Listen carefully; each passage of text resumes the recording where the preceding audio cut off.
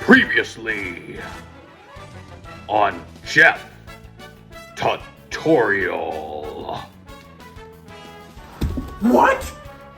He jumps? If they named me like that, I would be guy who talks about obscure things. Why not? Who doesn't want to kill turtle? The games cost way more money than what I'm willing to spend. So what? Sue me.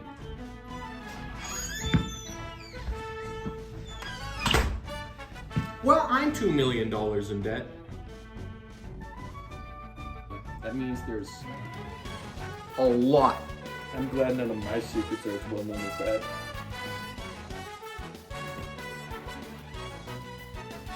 Nah. Repeating that cycle. I wonder why I'm single. Mario also got his own movie as well, which was direct to video, and only released in Japan. And only in Japanese. But that didn't stop me from watching it. I've seen worse. Will Jeff finally talk about the Mario movie? Find out now. A Mario movie? I've seen worse. Hey, it's me, Jeff. I've decided I'm finally going to do something important. I'm going to talk about the Mario movie. No, not that Mario movie. I'm going to be talking about the 1986 direct-to-video OVA Mario movie. Now, this movie was made by at least two people. It was based on the original two Super Mario Bros. Games. Probably because those were the only Super Mario Bros. Games that existed at the time. That really isn't that much to work with. If you know what you're doing, you can beat both of those games in less time than it takes to watch the actual movie. Both of those games also don't really have much of a plot. There's not really any character progression, nor is there much of a story, and it lacks most elements that would make a good movie. Mario kind of just runs from the left to the right and saves a princess. How are you supposed to take that, stay true to the source material, and yet also make a good movie? Well, you just forget about the whole making a good movie part. If you're expecting some sort of critically adored film, it's Mario. Critics can't handle Mario. Most of it consists of Mario finding something and then a music montage. They reuse that music montage multiple times. That's not a bad thing. The music is what makes this movie entirely worth it.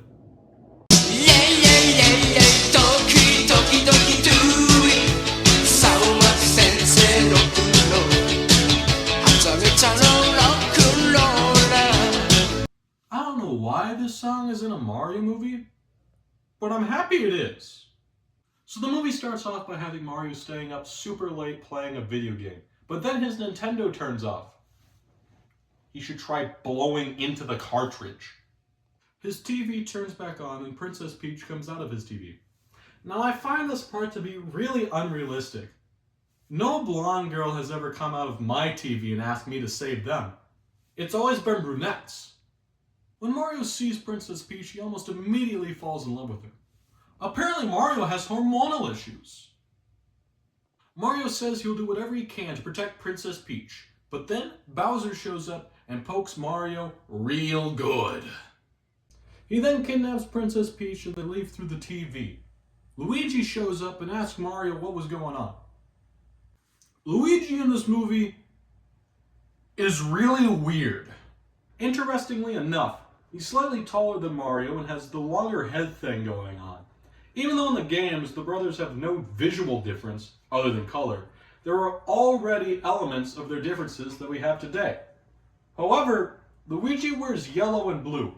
In the games at this time, Luigi's colors were white and green.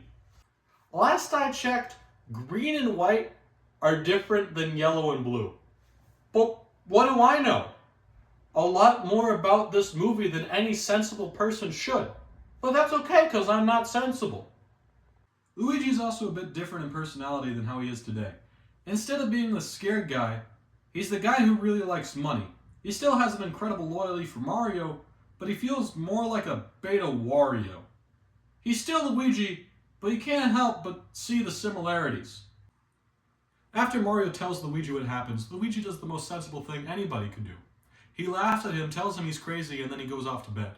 Mario knows he isn't crazy though because he finds Princess Peach's necklace. And then we get a bit of opening credits, and Mario's Mexican?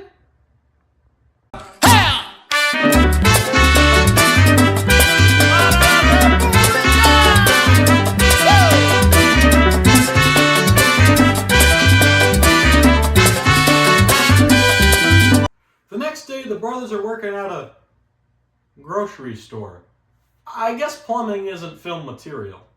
Mario is struggling keeping focused at work. He keeps on thinking about Peach.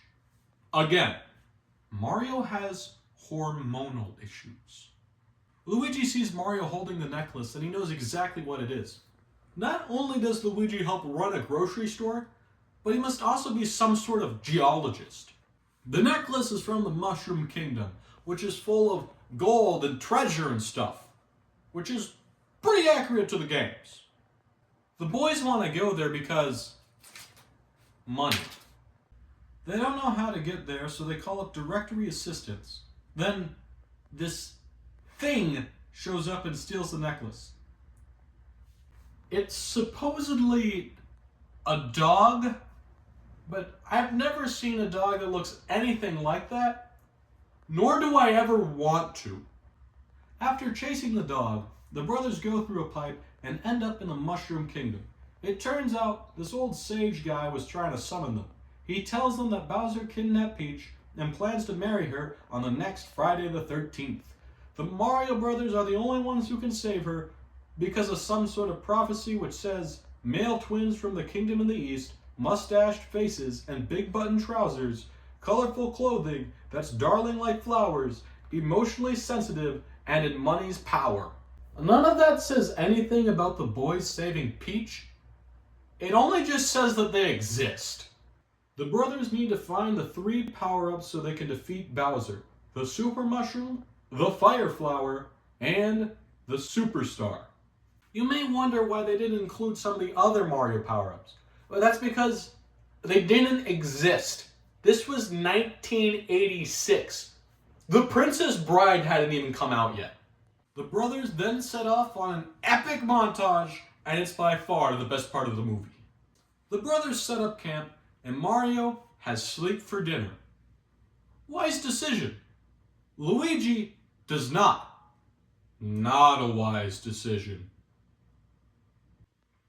Luigi is convinced by some Goombas to eat some mushrooms.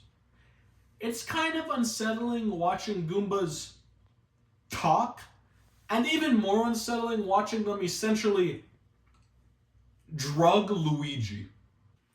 Mario wakes up and finds Luigi, how do I put this? Another term for high as a kite. That'll work. Not in his right mind. Mario gets kidnapped by a turtle bird thing. Its scientific name is Testudine Ave Thingamajig. The turtle bird thing gives Mario and Luigi to its children, so that way they can eat the brothers. Mario convinces the turtle bird thing that the 2 are poisonous. This is why you don't just eat things that you find on the ground. The mother then leaves to get better food. Like a hamburger! The brothers then find one of the power-ups by the nest. They grab the power-up, and that was able to save a bunch of toads who were transformed into coins. They thank the brothers and give them the super mushroom. They then set off on another epic montage. The brothers eventually end up at a garden full of piranha plants. The brothers defeat the plants, but that really ticks off this guy. Those plants were his plants, and because Mario and Luigi ruined them, he's going to do the rational thing. He's going to try to murder them. It's as the old saying goes, never mess with another man's rhubarb. Some shenanigans happen, the Mario Brothers are victorious, and they get the Fire Flower. Then there's another epic montage. Now in this montage, Mario kills a Buzzy Beetle with a fireball, which isn't possible in the games. I take it back. This montage is totally bogus and not righteous. Mario and Luigi eventually get imprisoned in a gold mine. Depressed, Mario daydreams about Peach. Luigi, however, is not depressed. With how much gold they have in the mine, they will be super rich, and Luigi digs a way out of the mine as well to the brothers' freedom. They then set off and make their courageous escape. It's truly quite inspiring. After escaping, Luigi learns that the gold he found wasn't actually gold, it was just a bunch of rocks, and he throws it all into the sea. But one of the rocks wasn't a rock, it was the superstar. Oh no! Not that! Mario and Luigi jump into the sea to go get it, but then Luigi remembers that he can't swim. Happens. Mario swims underwater in search of the star. He's able to breathe underwater, but even more confusing, he does ballet. Mario finds the star and has a sunken ship set sail. The ship then floats up to the surface and then starts floating up into the sky. Everything I learned from Newton was a lie. Luigi hops on board and they blow the ship to Bowser's castle. The Mario brothers then accidentally tear the sail apart and start rowing. The brothers then crash Bowser and Peach's wedding. Mario tries to fight Bowser, but Bowser just kind of beats him up. Mario eats 2 of the power-ups, but is too beat up to eat the 3rd. Luigi feeds Mario the superstar, and Mario gains the power to defeat Bowser, which leads to the moral of this movie. If you can't succeed, use performance-enhancing drugs. Mario beats up Bowser, and it's awesome. Because Bowser's defeated, the Mushroom Kingdom and its residents are restored to their original form. The blue dog thing turns into a prince, and it turns out that he is actually Peach's true fiancé. This kind of breaks Mario's heart, but he does the manly thing and is happy that Peach is happy. It's always tough when the girl you like is the fiancé of some weird dog thing. But Mario handles it really well. Mario and Luigi head back home, and we get one last montage with the credits. I like this movie. The real reason why I like it so much, though, is mostly just because I'm a Mario fan.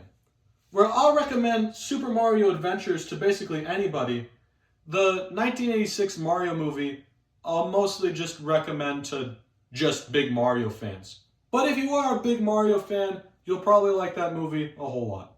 Well, the first Super Mario Bros. Movie is pretty good. I can't wait to watch the next one. Wait, no! No!